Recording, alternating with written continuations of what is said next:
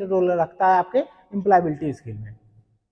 तो आज हम लोग क्या करेंगे इसके क्लास में, कंप्यूटर का जो बेसिक आइडिया होता है कि कंप्यूटर का विकास कहाँ से हुआ था, कैसे हुआ था, उसके बारे में हम लोग जानेंगे। तो सबसे पहले ये बताओ कि किसी को आइडिया है कि कंप्यूटर जो अभी तुम लोग को देखने को मिलता है, जो हमारे लैब में है या फिर चीजें हैं, वो कहाँ से आई थी और कैसे आई थी? किसी के पास कोई आइडिया है क्या? बताओ, कोई आइडिया कंप्यूटर कहाँ से आई थी? देखो, ऐसा माना जाता है कि कंप्यूटर का आविष्कार जो हुआ था वो सदियों पहले माना जाता था, जिसमें सबसे पहले जो डिवाइस मानी जाती थी अबेकस। नाम सुने होंगे अबेकस का? क्यों? अच्छा बताओ, प्राइमरी स्कूल में पहले देखते होगे कि एक ऐसा फ्रेम सा तुम्हें बना हुआ मिलेगा, कुछ ऐसे बना रहता था फ्रेम का, ठीक है। ऐसे इसमें 9 लाइनें हुआ करती थी और सब में अलग अलग गोलियां रहा करती थी।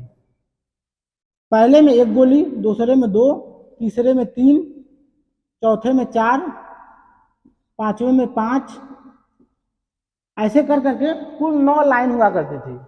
ये जो डिवाइस थी, यह उपयोग किया जाता बच्चों को गिनती सिखाने में। आज भी अगर प्राइमरी स्कूल में जाओगे तो हो सकता है वहां के टीचर से बोलोगे दिखाने के लिए तो तुम्हें दिखाएंगे, वो सब में भी अगर उनके पास होगा तो तुम्हें दिखाएंगे। तो ऐसा माना जाता है कि कंप्यूटर की जो पहली संरचना मानी जाती है अबेकस की मानी जाती है, ठीक है। और इसका आविष्कार जो हुआ था वो चाइना में हुआ था, ठीक है। तो अगर इसके विकास की बात किया तो सबसे पहली जो डिवाइस आपकी आती है अबेकस आती है, ठीक है।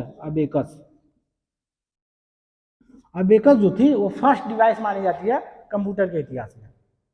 इसके अलावा देखा जाए तो कंप्यूटर के विकास को मुख्य रूप से 5 पीढ़ियों में बांटा जा चुका है, ठीक है। कौन कौन सी पीढ़ियां हैं उसको देख लेते हैं।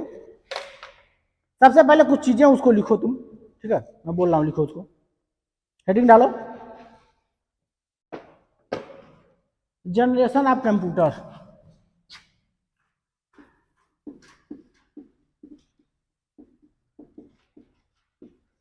Generation of computer.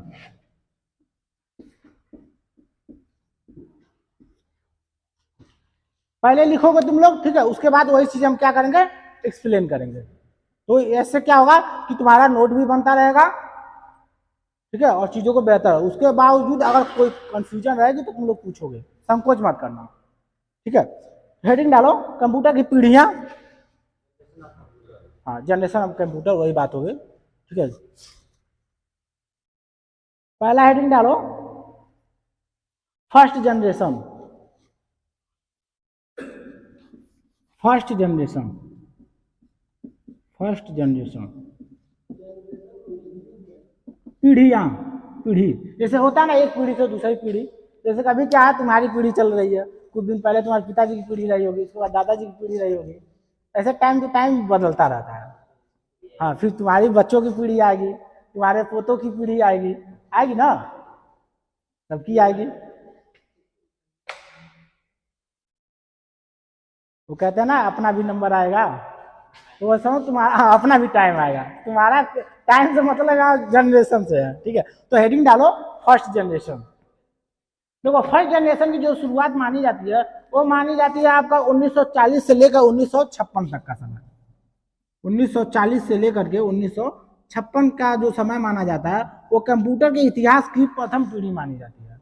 देखो, इसमें अलग क्या होता था कि अभी तुम लोग जो देख रहे हो ना, एडवांस स्विच तुम्हें देखने को मिलता है, ट्रांजिस्टर देखने को मिलता है, आईसी देखने को मिलता है, ये सब चीजें ऑटोमेटिक एक साथ नहीं आई है मार्केट में, ठीक है। इनके विकास में कई सारी पीढ़ियां लगी, बहुत लंबा समय लगा इनमें।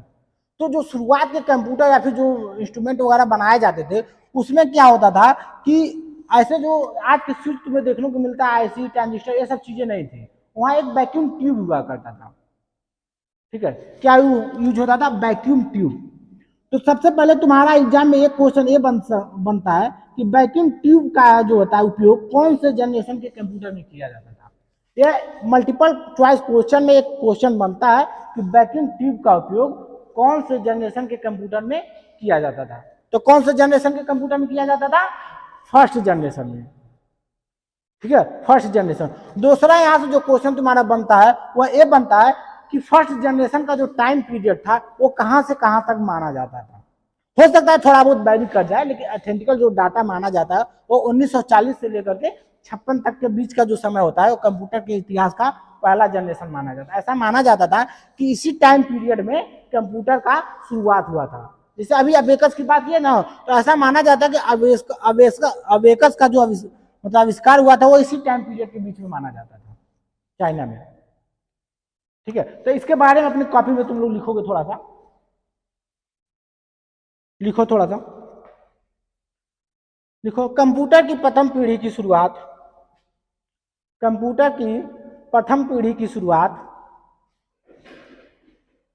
कंप्यूटर की प्रथम पीढ़ी की शुरुआत 1940 से मानी जाती है, 1940 से मानी जाती है।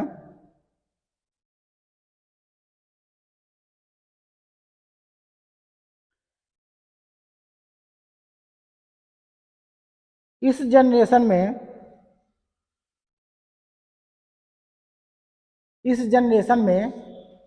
वैक्यूम ट्यूब, इस जनरेशन में वैक्यूम ट्यूब टेक्नोलॉजी,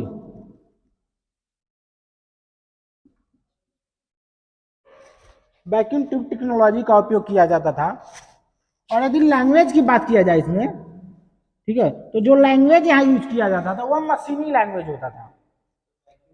हाँ, वैक्यूम ट्यूब का उपयोग किया जाता था तथा भाषा के रूप में, ठीक है, मशीनी लैंग्वेज, मशीन लैंग्वेज, ठीक है, मशीन लैंग्वेज का उपयोग किया जाता था। यार मशीन लैंग्वेज क्या आता है, एक क्वेश्चन बनता है ना, आखिर मशीन शब्द आया मशीन लैंग्वेज, यार ठीक है, हम हिंदी लैंग्वेज जानते हैं, गणित लैंग्वेज जानते हैं, उर्दू जानते हैं, भोजपुरी जानते हैं, देहाती जानते हैं, सब जानते हैं, बट ये मशीन लैंग्वेज कहाँ से आ गया? आइडिया है किसी को क्या हो सकता है? कुछ तो बोलो। क्यों जी? क्या नंबर से मतलब? नहीं, वो नहीं है। मशीनी लैंग्वेज का मतलब होता है जैसे कि मान लो गाड़ी चलाते हो, कोई भी गाड़ियां, तो गाड़ी को तो नंबर नहीं दे रहे हो ना कुछ, लेकिन उससे कुछ कम्युनिकेट कर रहे हो तभी तो काम कर रहा है, उससे कुछ निर्देश दे रहे हो, यार तुम्हें इतनी स्पीड में चलनी है, तुम्हें इधर मुड़ना है, चाहे नहीं मुड़ना है, कुछ उसे निर्देश दे रहे हो। तो हर एक गाड़ी के लिए अलग अलग ब्रेक होता है, अलग अलग क्लच होता है, सिंपल, ठीक है, अलग अलग ब्रेक होता है, अलग अलग क्लच होता है। तो ऐसे जो पहले जनरेशन के कंप्यूटर बने थे उनसे बात करने के लिए कुछ स्पेशल बटन का यूज किया जाता था, कुछ स्पेशल सिंबल का उपयोग किया जाता था, और वो जो सिंबल या बटन होते थे वो स्पेशल सिर्फ और सिर्फ उसी कंप्यूटर के लिए बनाए जाते थे, यानी जैसा कंप्यूटर वैसा लैंग्वेज। अगर इसको और आसान भाषा में समझ लो, मान लो कि एक ऐसी डिवाइस बन गई जिसमें अलग अलग कई सारे बटन है, पहला बटन दबाए ऑन हो गया, दूसरा का गए तो स्पीकर चालू हो गया, तीसरा दबाए तो कुछ और शुरू होगा। तो ये जो बटन है अलग अलग एक लैंग्वेज के तौर पर माना जा सकता है। ऐसे जो शुरुआत के कंप्यूटर बने थे उनमें मशीनी लैंग्वेज एक अलग सा कोडिंग होता था जो सिर्फ और सिर्फ उसी कंप्यूटर को सपोर्ट करता था जिसके लिए वो बनाया गया था, ठीक है, तो उसे बोला जाता था मशीनी लैंग्वेज, ठीक है। और अब बात किया जाए कि यदि इसके एग्जाम्पल की कि प्रथम पीढ़ी के कौन कौन से कंप्यूटर थे, तो इसमें आपका आता है एनिक जो था, देखो एनिक हो गया, एग्जाम्पल लिख लो प्रथम पीढ़ी कंप्यूटर की,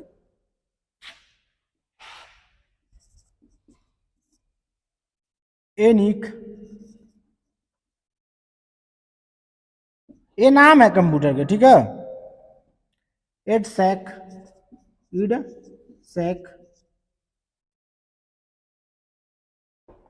IBM 70, IBM 701, उसके अलावा आप देखोगे IBM 650, IBM 650, ये सब कंप्यूटर के नाम है। ये ऐसे कंप्यूटर थे जो कि फर्स्ट जनरेशन में बनाए गए थे। यहां से देखो, ज्यादा बर्डन मत लेना, तुम्हें क्या पढ़ना चाहिए कुछ मत जानो, बस इसका टाइम पीरियड दिमाग में रखना और वैक्यूम ट्यूब याद रखना, ठीक है। ये दो इंपॉर्टेंट चीजें हो जाती हैं जो कि इस जनरेशन से रिलेटेड तुम्हारे एग्जाम में पूछता है। इसके अलावा और कुछ मत ध्यान में रखो, ठीक है। यहां तक किसी को कोई कंफ्यूजन है बताओ, आगे बढ़ा जाए? चलो अब हम लोग बात करते हैं सेकेंड जनरेशन की। इसको मिटा दे रहा हूं, ठीक है। एग्जाम्पल देखो, एनिक हो गया, एडेसिक हो गया, IBM 70। ये एग्जाम्पल अक्सर एग्जाम में पूछ लेता कभी कभी, क्योंकि आप आसान भी है, थोड़ा याद रखना इसको। अभी देखो IBM के कई सारे और वर्जन भी आएंगे आगे आने वाले जनरेशन में, लेकिन 701 जो है वो फर्स्ट जनरेशन का कंप्यूटर है।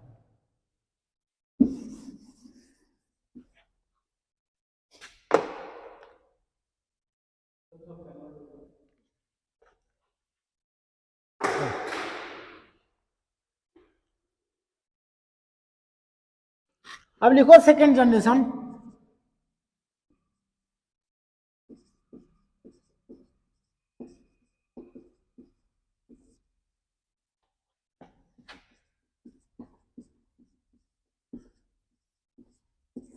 देखो सेकेंड जनरेशन की बात किया जाए तो इसका जो टाइम पीरियड था वो 1956 से लेकर के 63 तक माना जाता था।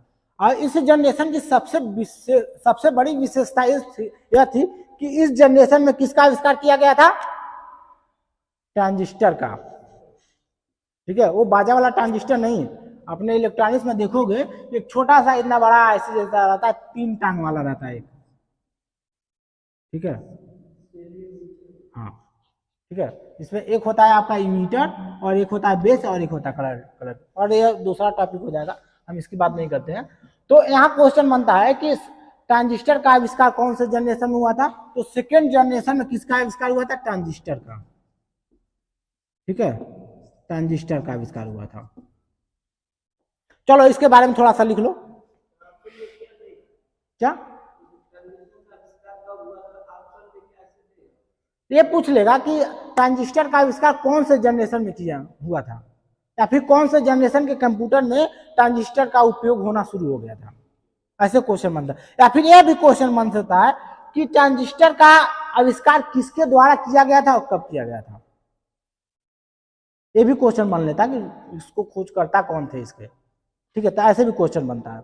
लिखिए इसके बारे में थोड़ा सा, हेडिंग डाल लीजिए सेकेंड जनरेशन, लिख लीजिए, अभी सारा कंफ्यूजन आपका दूर हो जाएगा इस जनरेशन से रिलेटेड।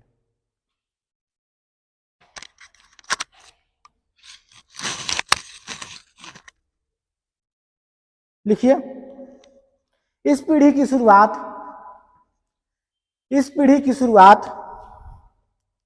1956 से मानी जाती है।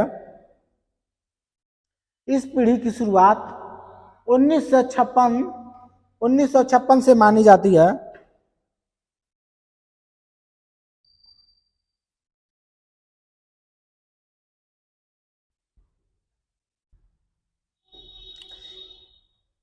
इस पीढ़ी में कंप्यूटर का उपयोग, इस पीढ़ी के कंप्यूटर में ट्रांजिस्टर का उपयोग शुरू हुआ था। इस पीढ़ी के कंप्यूटर में ट्रांजिस्टर का उपयोग शुरू हुआ था, जिसका आविष्कार विलियम शॉकली, यहां मैं लिख दे रहा हूं, ठीक है, विलियम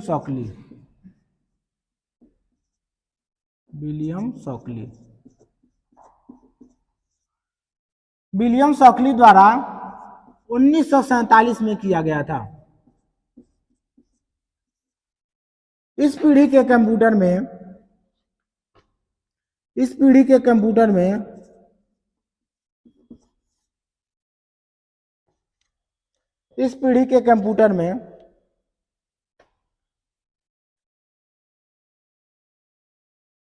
हो गया। इस पीढ़ी के कंप्यूटर में भाषा के रूप में असेंबली भाषा का प्रयोग किया जाता था। असेंबली भाषा का प्रयोग किया जाता था तथा मेमोरी के तौर पर चुंबकीय टेप,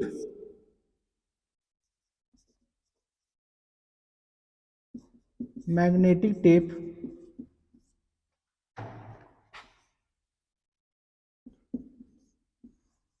इन मेमोरी। ठीक है, मैग्नेटिक टेप का उपयोग किया जाने लगा था। मैग्नेटिक टेप का उपयोग किया जाने लगा था।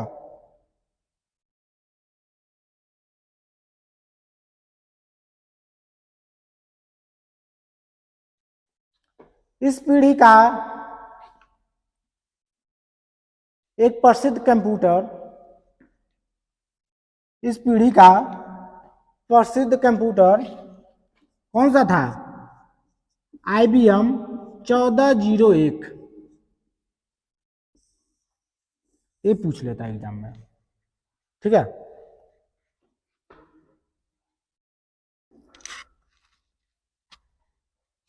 हो गया सबका? देखो एक बार फिर देख लो इस पीढ़ी में हुआ क्या था एक्चुअली। सबसे पहले अगर इस जनरेशन की बात किया जाए तो यह जनरेशन माना जाता था 1956 से 63 के बीच का जो समय था वो माना जाता था सेकेंड जनरेशन ऑफ कंप्यूटर। इस जनरेशन में क्या क्या चीजें हुई थी? ठीक है, इस जनरेशन में क्या क्या चीजें चली थी आपकी? तो ट्रांजिस्टर का आविष्कार जो था वो सेकेंड जनरेशन की देन है। तो यहां से क्वेश्चन ऐसे पूछ लेता है कि ट्रांजिस्टर का उपयोग आविष्कार कौन से जनरेशन में किया गया था? तो कौन से जनरेशन में किया गया था? सेकेंड जनरेशन में ट्रांजिस्टर का। और किसके स्थान पर? Vacuum tube. फर्स्ट जनरेशन में जो वैक्यूम ट्यूब यूज किया जाता था, ठीक है, सर्किट ब्रेकर के तौर पर या फिर स्विच के तौर पर, उसका स्थान कौन ले लिया? आपका ट्रांजिस्टर ले लिया।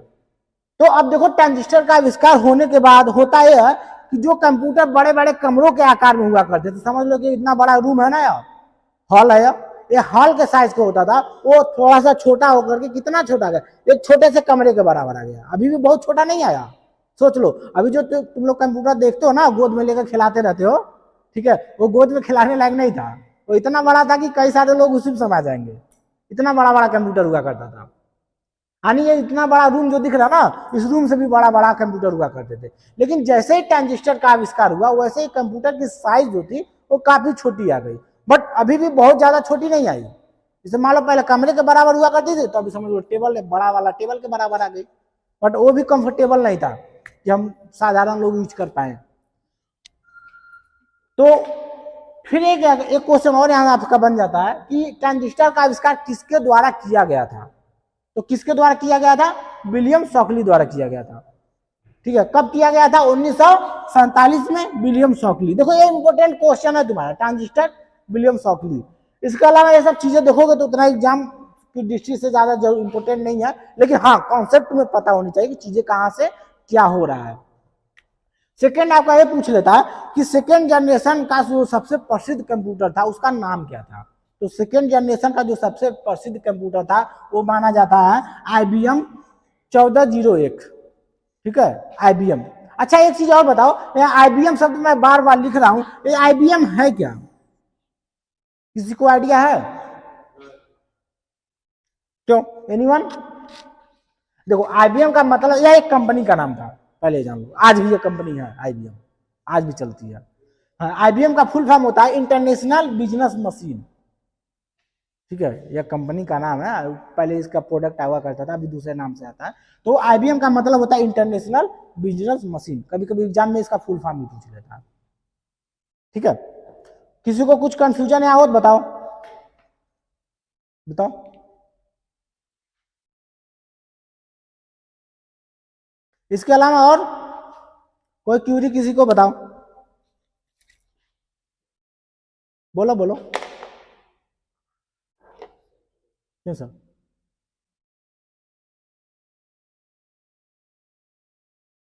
किसी को कुछ पूछना है? IBM एगो कंपनी है, अमेरिकन कंपनी है, ठीक है, जो कि कंप्यूटर से जुड़े प्रोडक्ट जो होते हैं उसको बनाती रहती है। ठीक है,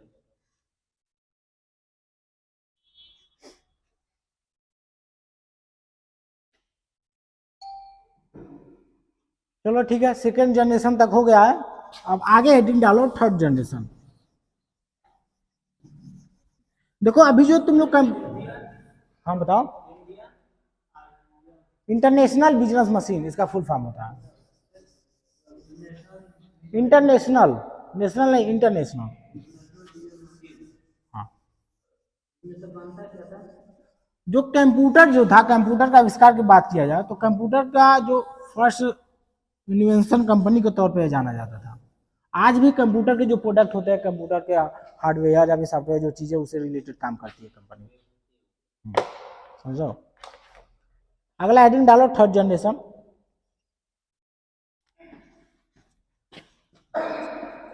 थर्ड जनरेशन ये था तुम्हारा 1963 से लेकर के 1971 तक का जो समय था वो थर्ड जनरेशन का माना जाता था। ठीक है। इस जनरेशन की सबसे बड़ी विशेषता जानते हो क्या थी? इस जनरेशन में तुम्हारा आविष्कार हुआ था आईसी का।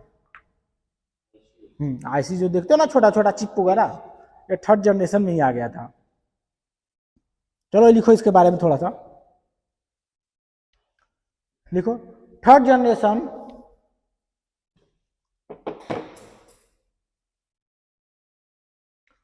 जनरेशन की शुरुआत 1963 से लेकर के 1971 तक मानी जाती है।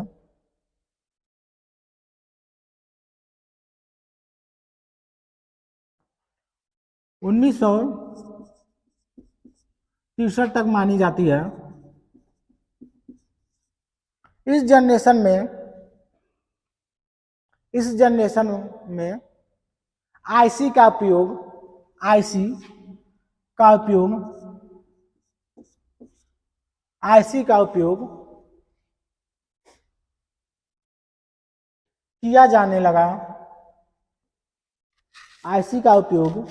किया जाने लगा।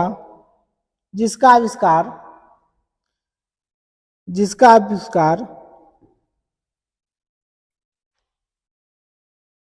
जैक किबली द्वारा 1958 में किया गया था। जैक किबली। ठीक है।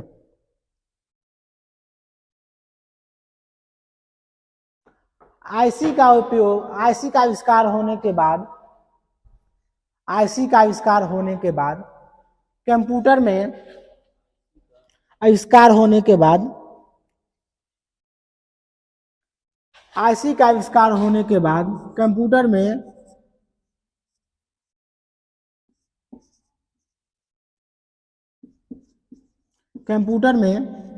ISSI टेक्नोलॉजी का उपयोग किया जाने लगा। हाँ, बता रहा हूं क्या होता है। SSI टेक्नोलॉजी का उपयोग किया जाने लगा,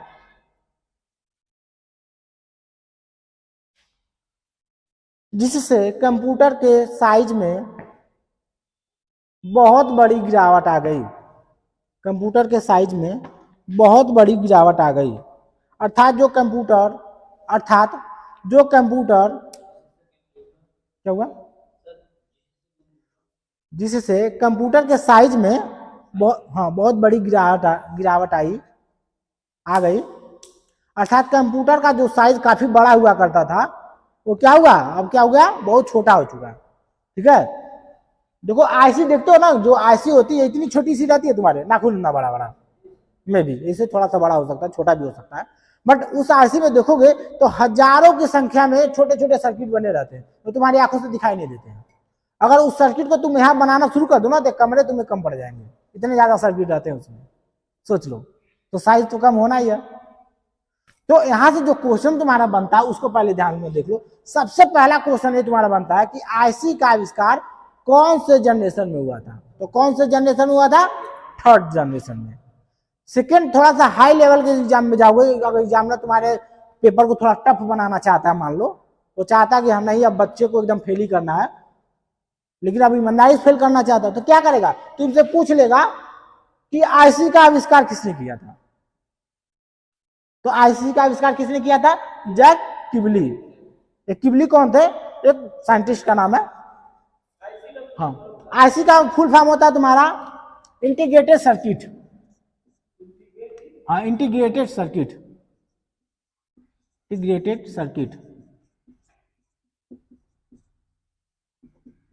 इसका फुल फॉर्म होता है।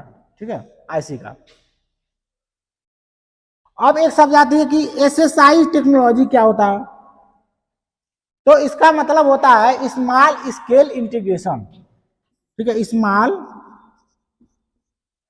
स्केल इंटीग्रेशन,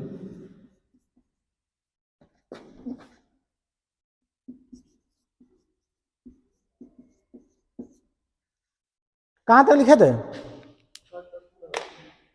क्या हुआ? अच्छा, गिरावट आ गई, लिखो।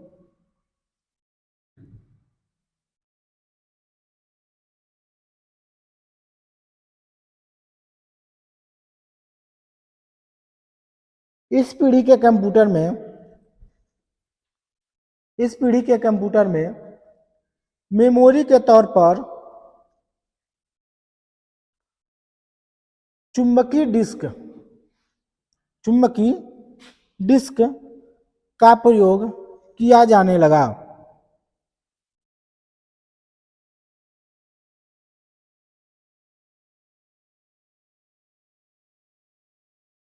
चुंबकीय डिस्क का प्रयोग किया जाने लगा।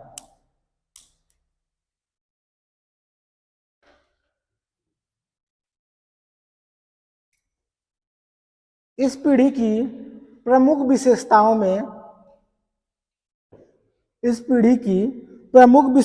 में एक विशेषता यह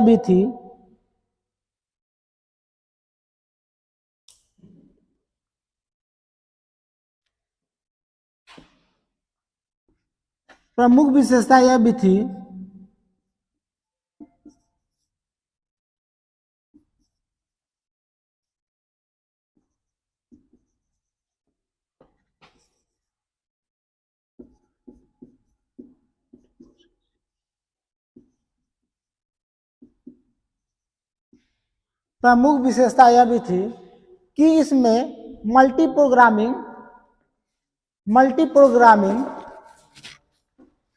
एवं मल्टी प्रोसेसिंग, क्या हुआ जी?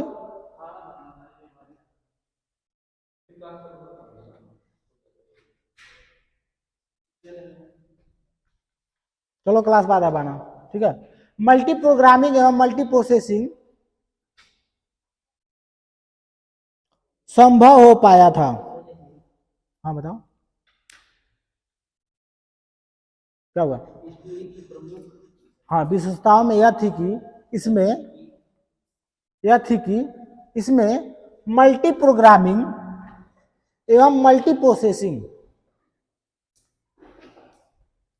संभव हो पाया था। तो मल्टी प्रोग्रामिंग और मल्टी प्रोसेसिंग से क्या मतलब है? कुछ आइडिया है किसी को? बताओ। मल्टी प्रोग्रामिंग बताओ जी, बताओ कोई। मल्टी प्रोग्रामिंग से क्या मतलब है यहाँ पे? और मल्टी प्रोसेसिंग, दो शब्द आ रहे हैं ना, इन दोनों से। अच्छा चलो ठीक है। प्रोसेसिंग मतलब ग्रोथ करना। प्रोसेसिंग मतलब समझ लो कि कोई काम कर रहे हो उसको करते रहना, जो प्रोसेस प्रक्रिया होती है। हाँ बिल्कुल समझ सकते हो, लेकिन यहाँ मल्टी शब्द जुड़ गया है साथ में, इसका क्या मतलब है? चलो और कुछ। अच्छा एक शब्द आता है मल्टी टैलेंटेड, सुने हो ना? कहते हैं उसमें लड़का मल्टी टैलेंटेड है। मान लो कोई लड़का हो, पढ़ने भी ठीक है, क्रिकेट भी खेलने में ठीक हो, ठीक है, स्मार्ट दिखता भी हो, पोएट्री भी करता हो, लाइक जस्ट हमारी तरह नहीं, ठीक है। नहीं कुछ लोग होते हैं ना मल्टी टैलेंटेड, सब काम कर लेते हैं चाहे कुछ भी करो।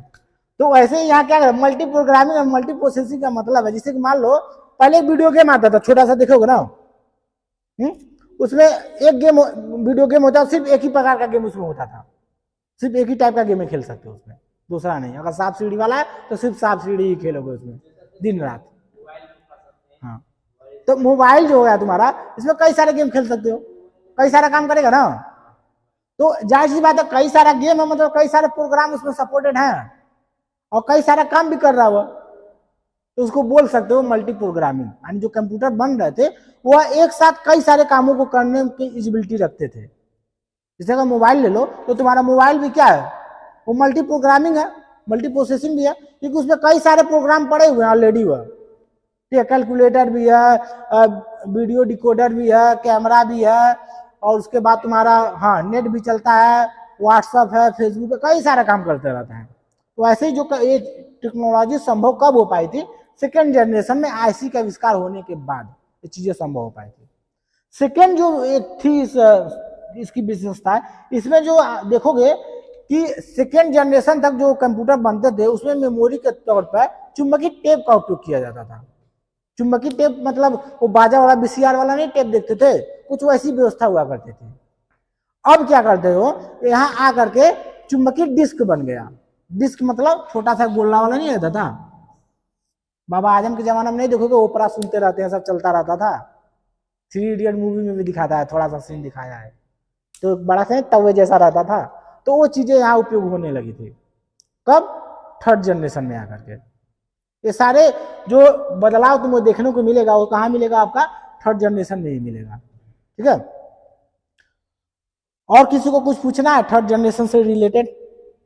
नहीं, चलो मिटा दो। तब देखो ये सारे तुम्हारे क्वेश्चन है, समझ लो एक एक नंबर के जो बोर्ड पे हम लिखे हैं, और जो कॉपी में लिखवा है तो सब जो कहानी थी उसको पढ़ोगे तो कॉन्सेप्ट समझ में आएगा, और उसको पढ़ने के बाद यदि इसको पढ़ोगे तो एग्जाम में तुम्हारा मतलब कम समय में चीजें ऑब्जर्व कर सकते हो।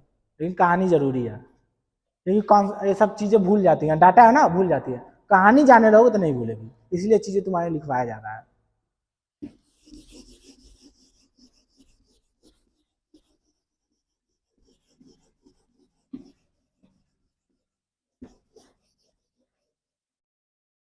तब जी मजा आ रहा है? ठंड पड़ गई नहीं आजकल? जवाब दबा के चलो सही है। तो थर्ड जनरेशन तक हो गया था, अब तुम्हारे आता है फोर्थ जनरेशन की बात करते हैं हम। ठीक है, फोर्थ जनरेशन पीछे दिखाई दे रहा है ना? 1971 से लेकर के कब तक था यह? 89। तो अब तक तुम लोग देख चुके हो कि फर्स्ट जनरेशन के जो कंप्यूटर में उपयोग होता था, क्या उपयोग होता था? ना ना ना, फर्स्ट जनरेशन में कहा ऐसी आ गया जी? फर्स्ट जनरेशन में क्या उपयोग होता था? वैक्यूम ट्यूब ना, स्विच के तौर पर वैक्यूम ट्यूब का उपयोग किया जाता था। ट्रांजिस्टर कौन से जनरेशन में उपयोग किया जाता था? सेकेंड जनरेशन में। थर्ड में क्या आ गया? आईसी का आ गया। अब देखोगे कि चौथे जनरेशन में क्या होता है तुम्हारा, तो यहां क्या होता था तुम्हारा, आकर के माइक्रो प्रोसेसर बन जाता है। इसमें क्या बनता है? जो चौथे जनरेशन में तुम्हारा बनता है माइक्रो प्रोसेसर आके बन जाता है यहाँ।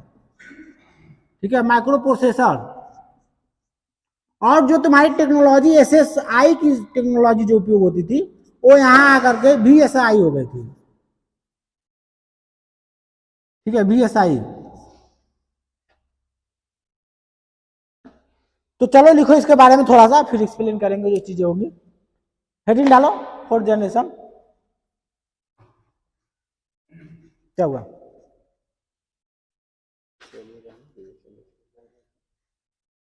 लिखो, हेडिंग डालो, फोर्थ जनरेशन।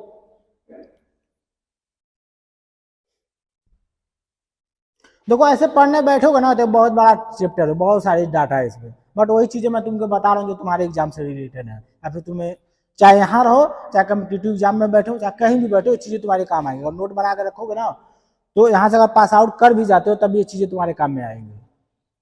ठीक है, क्योंकि चलो लिखो तुम, कोई दिक्कत नहीं है। हेडिंग डाल लिए? देखो, कंप्यूटर की चौथी पीढ़ी की शुरुआत, कंप्यूटर के चौथी पीढ़ी की शुरुआत 1971 से 1989 तक मानी जाती है। 1971 से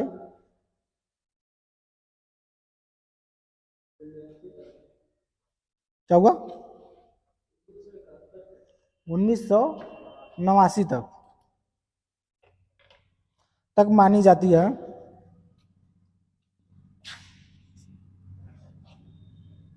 मानी जाती है, हो गया। इस जनरेशन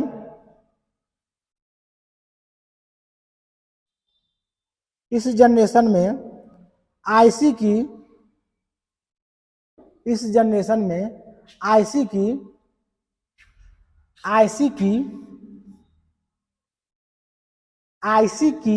VLSI, हाँ आईसी की VLSI तकनीकी का उपयोग किया जाने लगा। VLSI तकनीकी का उपयोग किया जाने लगा। VLSI तकनीकी का उपयोग किया जाने लगा।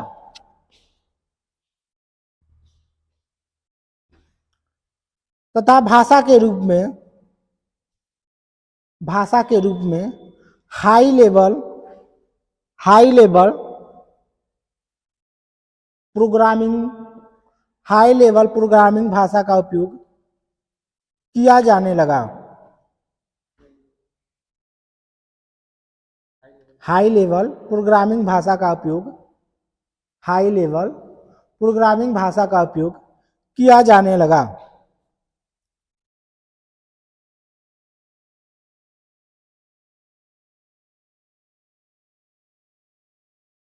इस पीढ़ी में केवल एक सिलिकॉन चिप पर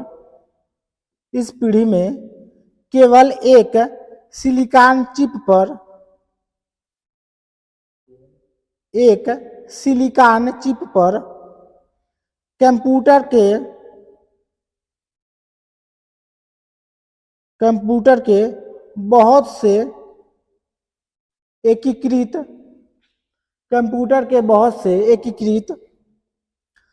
परिपथों को लगाया जाता है, जिसे माइक्रोप्रोसेसर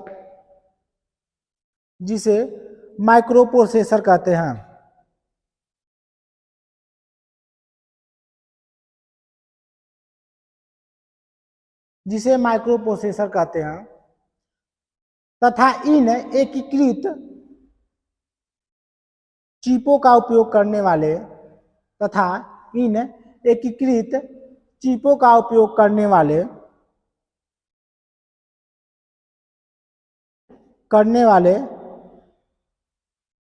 कंप्यूटरों को माइक्रो कंप्यूटर कहा जाता है। क्या प्रोसेसर हो गया ना। उसके बाद लिखे कि इन चिपों का उपयोग करने वाले कंप्यूटर को माइक्रो कंप्यूटर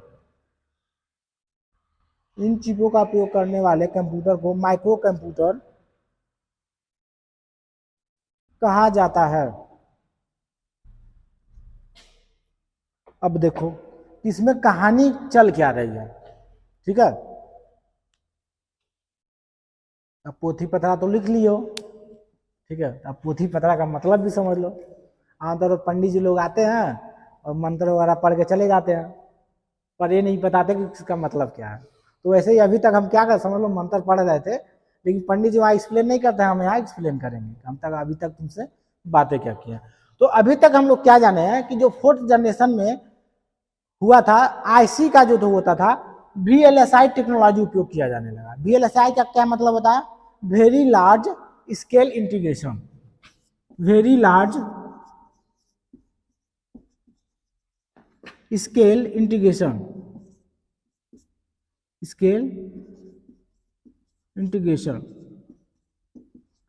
इसमें देखो होता क्या था कि एक छोटा सा सिलिकॉन चिप लिया जाता था, छोटा सा, ठीक है, और उसमें कंप्यूटर के बहुत सारे सर्किट को एक साथ बना दिया जाता था। पहले भी बनाया जाता, आईसी में भी बनाया जाता था, बट आईसी जो था वो ये जो है ना उसका एडवांस है।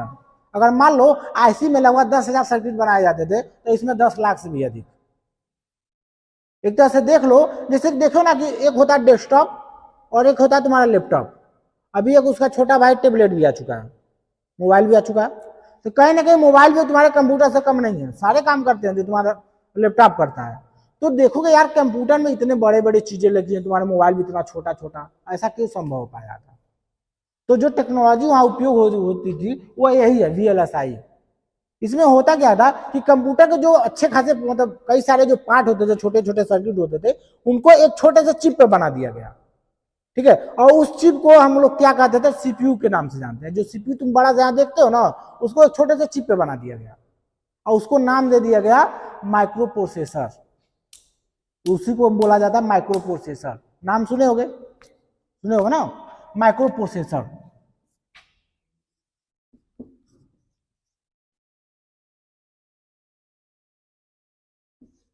यहाँ जो लैंग्वेज उपयोग होता था वो तुम्हारा क्या, हाई लेवल लैंग्वेज होता था। क्या होता था, हाई लेवल लैंग्वेज होता था। लैंग्वेज जो उपयोग होने लगा था वो क्या, हाई लेवल लैंग्वेज था यहाँ पे। अब हाई लेवल का क्या मतलब है, तुम्हें पता होगा कि जो कंप्यूटर होता है वो हम लोगों की भाषा नहीं समझता। जैसे कि मोबाइल है, इससे बोलो यार चलो वीडियो प्ले करो, करेगा नहीं करेगा, एलेक्सा कर देता है हालांकि, ठीक है। पर उसकी टेक्नोलॉजी कुछ और है, वो भी सेम चीज अपनाता है। मान लो ऐसे ही कोई कंप्यूटर है, उसे खुद बोलो यार तुम ऑन हो जाओ, तुम चलना शुरू कर दो, तुम कुछ वो नहीं करेगा, नहीं करेगा। उसको जब तक कमांड नहीं दोगे, लेकिन कमांड तुम अपने लैंग्वेज में दोगे तो कुछ नहीं समझेगा, उसे उसके लैंग्वेज में चीजें देनी है। तो उसके लिए क्या होता था कि एक ऐसी लैंग्वेज इनाद की गई थी जो क्या होती थी, हमारे भाषा में रहती थी, हम लोग समझते थे उसको, ठीक है। और कंप्यूटर में एक मीडिएटर आता था जिसको कंपाइलर बोला जाता, तो वो क्या करता था, उस भाषा को मशीनी लैंग्वेज में 0 और 1 के फॉर्म में कन्वर्ट कर देता था, ठीक है, और वो उस पर काम करता था।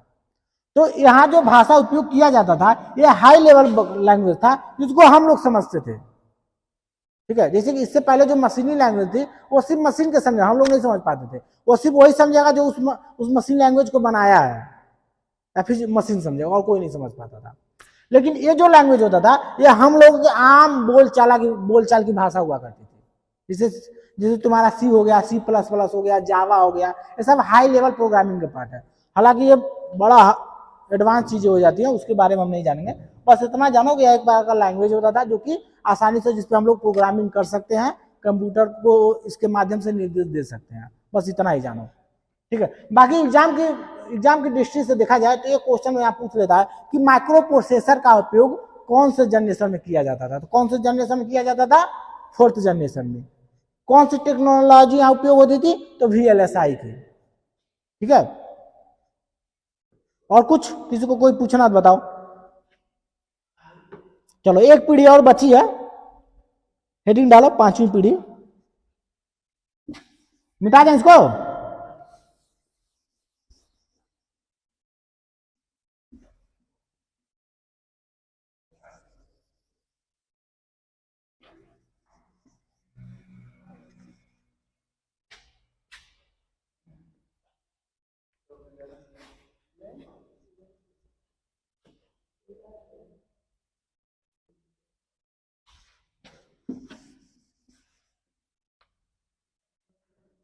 क्या हुआ,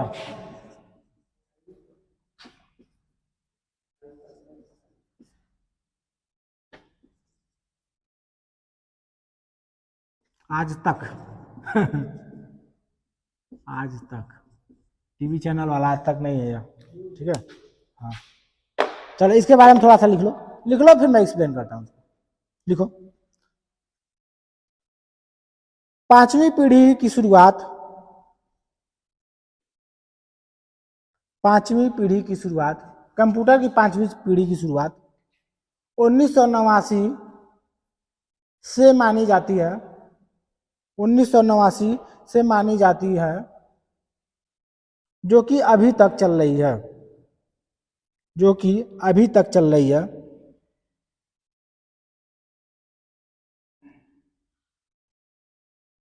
अभी तक चल रही है। इस जनरेशन में आईसी की आधुनिक तकनीक, आईसी की आधुनिक तकनीकी यूएलएसआई, यू आधुनिक तकनीकी यूएलएसआई का प्रयोग किया जाता है,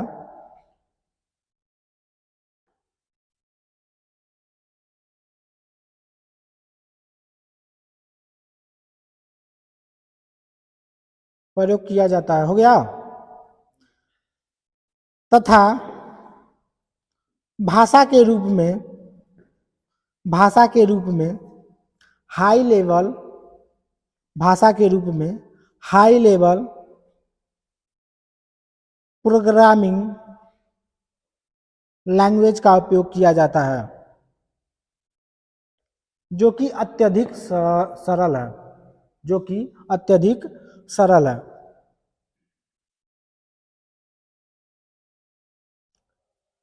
इसके साथ साथ GUI interface GUI interface GUI interface interface interface इस पीढ़ी के कंप्यूटर को